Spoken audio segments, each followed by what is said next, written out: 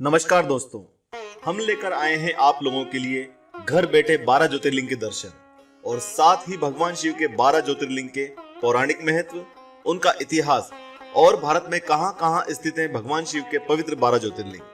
आज के वीडियो की शुरुआत करते हैं दूसरे ज्योतिर्लिंग के रूप में स्थापित मल्लिकार्जुन मंदिर की, जिसे मल्लिकार्जुन ज्योतिर्लिंग कहा जाता है। बाकी के अन्य 11 ज्योतिर्लिंग पर वीडियो देखने के लिए वीडियो के टाइटल पर क्लिक करके डिस्क्रिप्शन बॉक्स खोल के लिंक पर क्लिक करके दर्शन कर सकते हैं। ओम नमः शिवाय। तो आइए अब निकलते हैं दूसरे ज्योतिर्लिंग मल्लिकार्जुन की यात्रा पर। दक्षिण भारत में आंध्र प्रदेश का श्री मल्लिकार्जुन मंदिर भारत के 12 ज्योतिर्लिंगों में से एक है।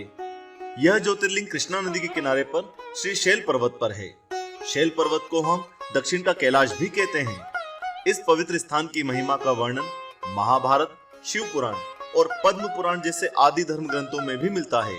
यह सभी ज्योतिर्लिंगों में सबसे ज्यादा अनोखा इसलिए है क्योंकि यहाँ भगवान शिव और माता पार्वती दोनों ही मौजूद हैं। मल्लिकार्जुन दो शब्दों के मेल से बना है, जिसमें मल्लिका का अर्थ माता पार्वती और अर्जुन का अर्थ भगवान शिव से है।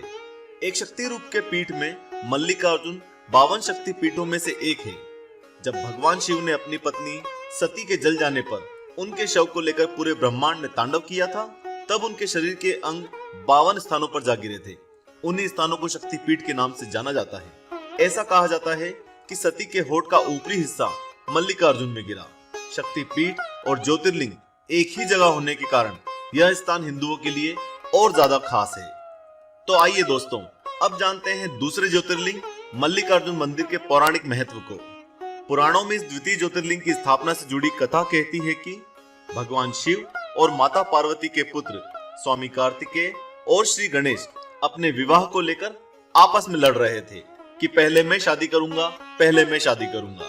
इस कलह के समाधान के लिए दोनों भाई अपने पिता महादेव और माता पार्वती के पास पहुंचे और दोनों भाई ने विस्तार से अपनी बात बताई। दोनों भाइयों के बीच शादी को लेकर चल रहे झगड़े को देखकर भगवान शंकर और माता पार्वती ने कहा, इस बात का समाधान एक ही प्रकार से हो सकता है।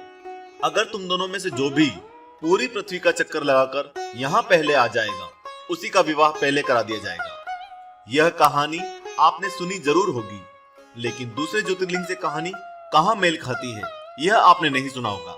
तो आगे बढ़ते हैं। यह सुनकर स्वामी कार्तिकेय खुश हो गए और तत्काल ही अपने मयूर पर सवार होकर निकल पड़े पूरी पृथ्वी का चक्कर लगाने के लिए। इधर श्री गणेश चिंतित हो उठे कि मेरा तो वाहन चूहा है, भला वह दौड़ में मोर का सामना किस प्रकार कर पाएगा। इस समस्या के समाधान के लिए उन्होंने एकांत में बैठकर मन ही मन अपने माता पिता का ध्यान लगाया और कुछ ही देर में उन्होंने इसका एक आसान उपाय खोज निकाला। श्री गणेश उस जगह से उठ खड़े हुए और अपनी माता पार्वती और पिता शिव के पास पहुंचे। माता पार्वती पिता शिव के हाथों को पकड़ा, उन्हें एक ऊंचे स्थान पर बिठाया और पूरी श्रद्धा के साथ उनके चरणों को स्पर्श किया। साथ ही पत्र पुष्पों द्वारा उनकी पूजा की और उसके बाद माता पिता की परिक्रमा करने लगे। जब एक चक्कर पूरा हो गया तो शिव पार्वती के चरण स्पर्श किए और फिर परिक्रमा लगाने लगे। दूसरा पूरा हुआ तो फिर चरण स्पर्श किए। इस तरह करके 7 बार विधिवत पूजन किया। यह देखकर माता पार्वती ने पूछा, पुत्र ये परिक्रमाएं क्यों? तब गणपति जी ने कहा, सारी पृथ्वी की परिक्रमा करने से जो पुण्य प्राप्त होता है, वही पुण्य माता की परिक्रमा करने से हो जाता है। यह शास्त्रों में लिखा हुआ है। पिता का पूजन करने से सभी देवताओं का पूजन हो जाता है, क्योंकि पिता देव के समान है। अतः आप दोनों की परिक्रमा करके मैंने संपूर्ण ब्रह्मांड की परिक्रमा कर ली। यह सुनकर माता पार्वती और पिता शिव गणपति जी की इस चतुराई को देखकर मंद मंद मुस्काए और श्री गणेश का विवाह विश्वरूप प्रजापति की 2 पुत्रियों रिद्धि और सिद्धि से करा दिया। जब स्वामी कार्तिकेय पृथ्वी की परिक्रमा कर रहे थे, तब भ्रमण करते हुए देवर्षि नारद कार्तिकेय से मिले। उन्होंने विस्तार से श्री गणेश के विवाह के बारे में बताया। विवाह की सूचना मिलते ही स्वामी कार्तिकेय वापस लौटे तो देखा श्री गणेश का विवाह हो चुका था और उन्हें 2 पुत्रों की प्राप्ति भी हो गई थी। यह देख कार्तिकेय बेहद नाराज हो गए।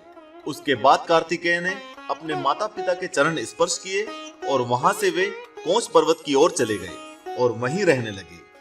माता पार्वती ने अपने पुत्र को वापस बुलाने के लिए देवर्षि नारद को अपने पुत्र को समझा बुझाकर वापस लाने के लिए भेजा।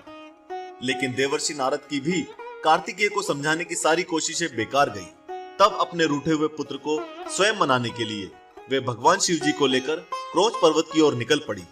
इधर जैसे ही स्वामी कार्तिकेय को माता पिता की सूचना मिली कि वे क्रोंच पर्वत आ रहे हैं, तो वहां से वे 3 योजन अर्थात 36 किलोमीटर उस पर्वत से दूर चले गए। इस तरह जैसे ही शिव और पार्वती क्रोंच पर्वत पर ज्योति के रूप में पहुंचे और बहुत दुखी हुए, अपने पुत्र मोह के कारण शिव और पार्वती बारी बारी से अमावस्या को शिव और पूर्णिमा को माता पार्वती वहां जाने लगे। तभी से मल्लिकार्जुन ज्योतिर्लिंग के रूप में प्रसिद्ध है। आइए अब जानते हैं इस मंदिर का प्राचीन इतिहास। मल्लिकार्जुन ज्योतिर्लिंग के दर्शन के लिए लगभग 500 साल पहले श्री विजयनगर के महाराजा कृष्णदेव राय यहाँ आए थे। तब उन्होंने एक आकर्षक मन को मोह लेने वाले मंडप का भी निर्माण कराया था, जिसके ऊपरी भाग यानी कि शिखर को सोने से बनवाया था। और उसके लगभग 150 साल बाद मल्लिकार्जुन ज्योतिर्लिंग के दर्शन के लिए क्रोंच पर्वत पर महाराज शिवाजी भी आए थे। तब उन्होंने मंदिर से कुछ दूर श्रद्धालुओं के ठहरने के लिए धर्मशाला बनवाई थी। दोस्तों, आइए अब जानते हैं कि मल्लिकार्जुन मंदिर कैसे पहुंचा जाए। आप यहाँ सड़क, रेल या हवाई मार्ग के जरिए भी आ सकते हैं। श्रीशैलम सड़क मार्ग से पूरी तरह जुड़ा हुआ है, जिसमें विजयवाड़ा, तिरुपति, अनंतपुर, हैदराबाद और महबूबनगर आदि सभी जगहों से सड़क मिलती है, जिस पर सरकारी बस के साथ साथ प्राइवेट बसें भी चलती हैं। श्रीशैलम से नजदीक रेलवे स्टेशन 62 किलोमीटर की दूरी पर मरकापुर रोड है। आप यहाँ टैक्सी के जरिए आराम से पहुंच सकते हैं। श्रीशैलम से नजदीकी हवाई अड्डा 137 किलोमीटर की दूरी पर स्थित हैदराबाद का राजीव गांधी इंटरनेशनल एयरपोर्ट के नाम से है। दोस्तों, मल्लिकार्जुन मंदिर के दर्शन, महत्व और इतिहास से जुड़े इस वीडियो में यदि हमसे कोई जानकारी बाकी रह गई हो तो कृपया कमेंट बॉक्स में कमेंट करके बताएं। साथ ही ओम नमः शिवाय या हर हर महादेव लिखना ना भूलें।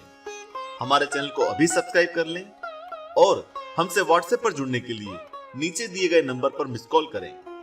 हमारे अन्य रोचक वीडियोस देखने के लिए इस समय आपकी स्क्रीन पर दिखाए जा रहे वीडियोस पर क्लिक करें। जय श्री महाकाल।